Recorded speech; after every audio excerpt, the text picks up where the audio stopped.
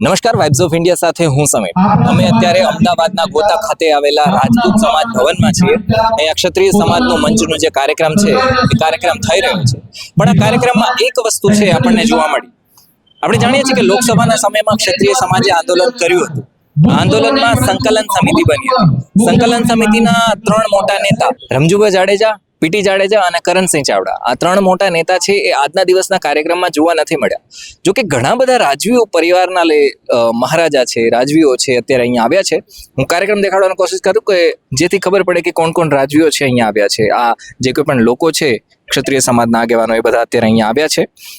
બાકી પણ જો આપણે વાત કરીએ કે રાજવીઓની, તો વિજયરાજસિંહ ગોહિલ ભાવનગરથી, રિધિરાજસિંહ દાતાથી, તુષારસિંહજી બારૈયા દેવગઢથી, ધ્રુવરાજસિંહ વાઘેલા સાણંદથી, કેતનસિંહજી ગોહિલ પાલીતાણાથી, રઘુવેન્દ્રસિંહજી દરેડથી, વીરભદ્રસિંહજી ગાંફાથી, રઘુવીર વાઘેલાસિંહજી ગાફાથી, દેવેન્દ્રસિંહજી વીરપુરથી, કામ્યસિંહજી ચૌહાણ સંજેલીથી, રાજકુમાર કરણસિંહજી ઈડરથી, રાજકુમાર દિવ્યકુમારસિંહજી ઈડરથી, કૃષ્ણકુમારી બા જાડેજા ગોંડલથી, મહારાણી દિવ્યા જ્યોતિસિંહજી દાતાથી, કુમાર યાદવેન્દ્રસિંહજી ગોંડલથી, કુમાર ગોપાલસિંહજી દેસાઈ પાટડીથી, કુમાર યોગરાજસિંહજી ચાવડા માણસાથી અને પુંજા બાપુ વાડા છે એ માંડવગઢથી પહોંચ્યા છે.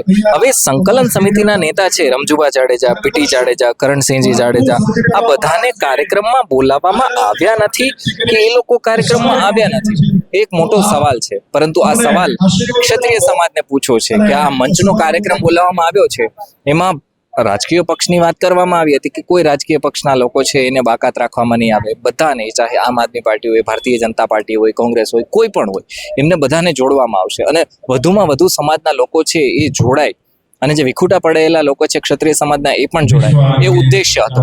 પરંતુ એમાં આ સંકલન સમિતિના 3 મોટા નેતાઓ છે નથી આવ્યા, એ બહુ મોટું સૂચન કરે છે. હવે આનો જવાબ કોણ આપશે? તો ક્ષત્રિય સમાજ જ આપશે. તમારું આ મામલે શું કહેવું છે અમને કમેન્ટમાં લખીને જણાવજો. જોડાયેલા રહેજો વાઇબ્સ ઓફ ઇન્ડિયા સાથે. ધન્યવાદ.